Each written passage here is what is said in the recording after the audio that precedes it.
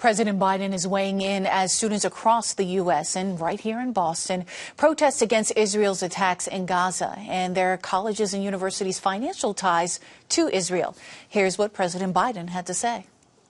Dissent is essential to democracy, but dissent must never lead to disorder or to denying the rights of others so students can finish the semester and their college education. In New England, more than 100 protesters were arrested at the University of New Hampshire and Dartmouth College earlier today. A few hours before that, students from Emerson College walked off their Boston campus. Protesters from MIT blocked traffic on Mass Ave in the center of the Cambridge campus, and at Tufts in Somerville, school officials are threatening students with suspension or bans from graduation if they don't break up their encampment. Reporter and host Tori Bedford has been on the ground covering these stories for GBH News, and she joins me now. Hi, Tori. Hi, thanks for having me. Yeah, so I know you have been covering this for a while now, basically since its beginning, and students have, a recurring set of demands here. Yes. So I think it's important to focus on why all of this is happening, right? I think they're inconveniencing these schools, and it's come up a lot that there are outside agitators, or that, there's a line where you don't destroy property. And I think what's really, we have to ask, why are these students so angry, right? Because in these negotiations that have come back to the table at Tufts, as you mentioned, they've been really heated. And what they're asking the school to do is be transparent about how they're spending their endowment. These are private institutions that don't necessarily have to disclose everything. And to divest from companies that support or work with Israel or the Israeli army. So I was trying to look into it a little bit in preparation of talking to you today, because obviously a lot of that is very difficult to find. Like, I was looking over the 990s and whatever. At Northeastern, the students are asking them to divest. They have research partners, and one of them is Raytheon, which supplies, they're a one of the biggest military suppliers in the world, and they supply tanks and bombs and guns and missiles and a lot of other things. Northrop Grumman, Northrop Grumman. I always get the last part right. Northrop Grumman is another huge military supplier that is a research partner of Northeastern. General Dynamics is another one. If you look at their financial documents, you can't exactly see the financial relationship I'm still looking into it, but I know they did give, I think it was something like a $50,000 grant in their last tax filing to Raytheon. There's Elbit Systems at MIT. That's been a huge protest way before the campus protests over Elbit in Cambridge, and their relationship to MIT. MIT has a lot of military grants and relationships and research partners at the Media Lab. A lot of their work is kind of sponsored by the military, and then the university ends up, there's a kind of transactional relationship there.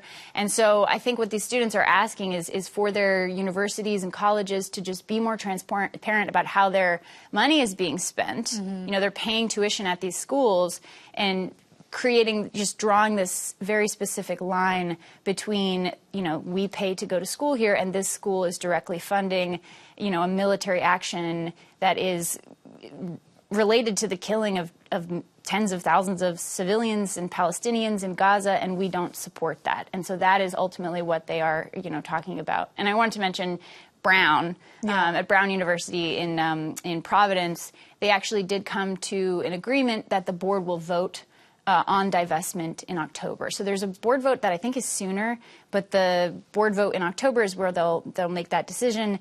And that is, the activists there, the protesters there are calling it a victory. But I wonder what will happen, what we'll see over the summer and after following the vote if the board and the trustees end up voting no on divestment. And what will happen with sort of the anger that's in this moment, once there's possibly a cooling period over the summer. Right. And what we're coming up against right now is commencement. Right. Everybody's graduating. A lot of people will be going home for the summer. But at Northeastern, for example, a lot of kids are commuter, they're local. And so I don't know. We'll have to see over the summer what kind of protests will continue to be happening.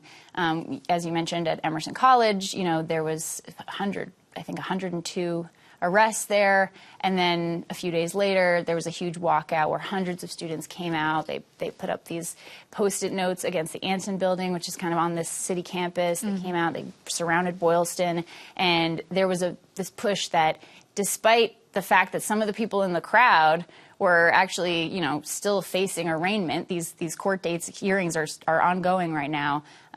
You know, they were coming out to say, like, this movement is not over. We're still very angry, and we really want you to remind you about why we're here. Well, speaking of that, we do have a clip that was posted to Instagram to the account Suffolk University Students for Justice in Palestine, and it shows the student protesters confronting Mayor Wu about the police involvement in breaking up the encampment. So let's take a listen to that.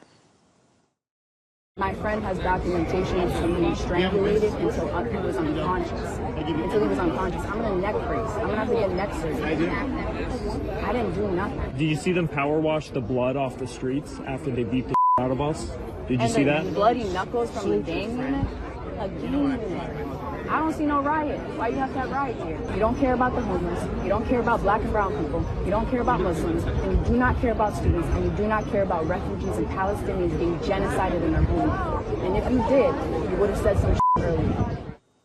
So obviously, we all know emotions are high, right? We say that all the time in this type of situation. But we know cities and towns are also asking for their elected officials or their elected bodies to call for a ceasefire. We know it's largely symbolic, but you have a confrontation right there with Mayor Wu and this protester. Right. The Boston City Council just came out and called for a ceasefire.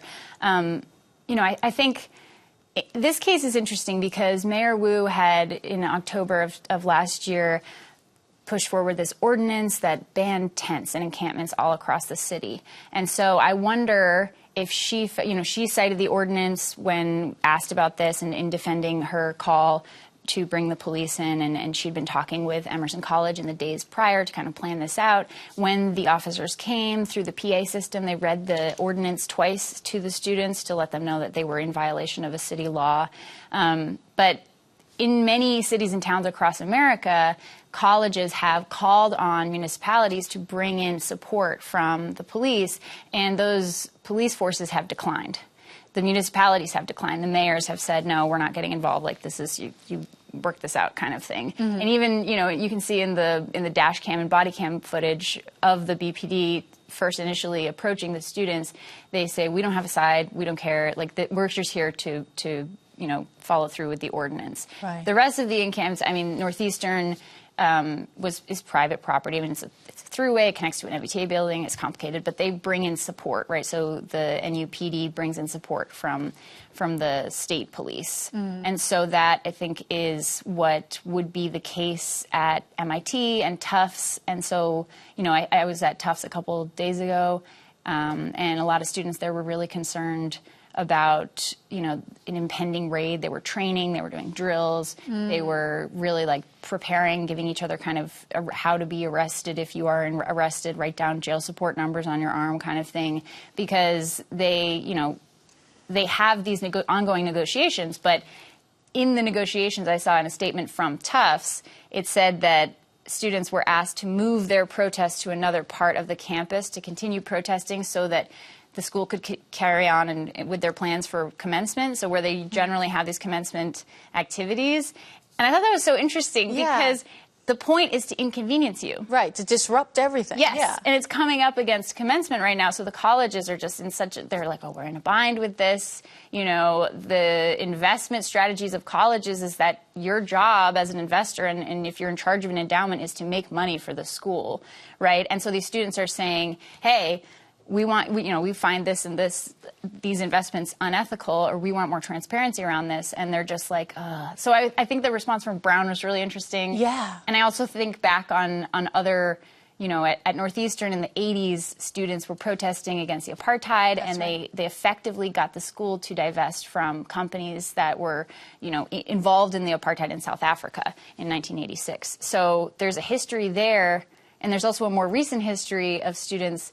You know, they have a couple of organizations where students are tasked with kind of monitoring the communications and protest activities of other students. They have a very tight relationship with Israel, including several like travel programs, and they've built these relationships over the years.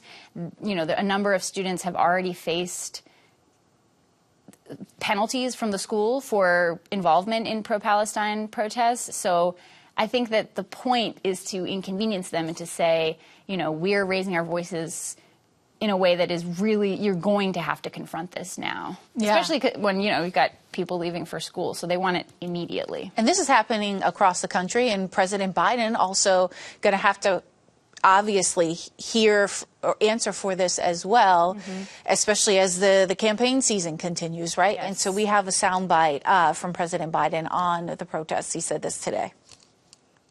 We are not an authoritarian nation where we silence people or squash dissent. The American people are heard. In fact, peaceful protest is in the best tradition of how Americans respond to consequential issues. But, neither are we a lawless country. Lawless is such a heavy-weighted word when you're talking about protests in this country. It reminds me, too, of covering Black Lives Matter protests in the wake of George Floyd and seeing destruction of property. And a lot of activists and protesters say, you know, that the police are responsible for protecting private property, and that this prioritizes private property over people's lives, which brings it all back to what the students keep saying. I mean, students at Tufts, they won't even speak to the press except to say, like, all eyes on Gaza, focus on Gaza, because they feel this, you know, they're here. And we're having all these conversations in the media about, you know, freedom of speech and the First Amendment, and I think these are really important questions to have about the role of police on, you know, college campuses. These are really important discussions to have. But as this is happening, what's going on in Gaza is ongoing, and these students feel like they want to actively make change there. They are attempting to control what they can control by calling on their universities to divest. And so that is kind of their ultimate priority. And I think, yeah, lawlessness, I don't know. There's a long history of protests that are in violation of the law. You know, I saw people in response to President Biden's statement talking about how Rosa Parks, you know, she broke the law. She inconvenienced the other bus passengers, or, you know, how people in Tulsa by sitting at a lunch counter, people were inconveniencing other people eating their lunch. Like, there are laws that people are actively fighting against, and in this case, you know, it's interesting to see the court hearings as well. A lot of students have been faced with misdemeanors, trespassing, et cetera. Some have been faced with felonies, and we'll see how that plays out. But for the most part, so as far as it's gone now, Northeastern students are getting about 20 hours of community service, and Emerson students are getting 40. Kind of depends on the judge and the, you know, sentencing and the police force and everything else. But, yeah. We'll continue to follow it. Tori Bedford, thank you so much. Thank you.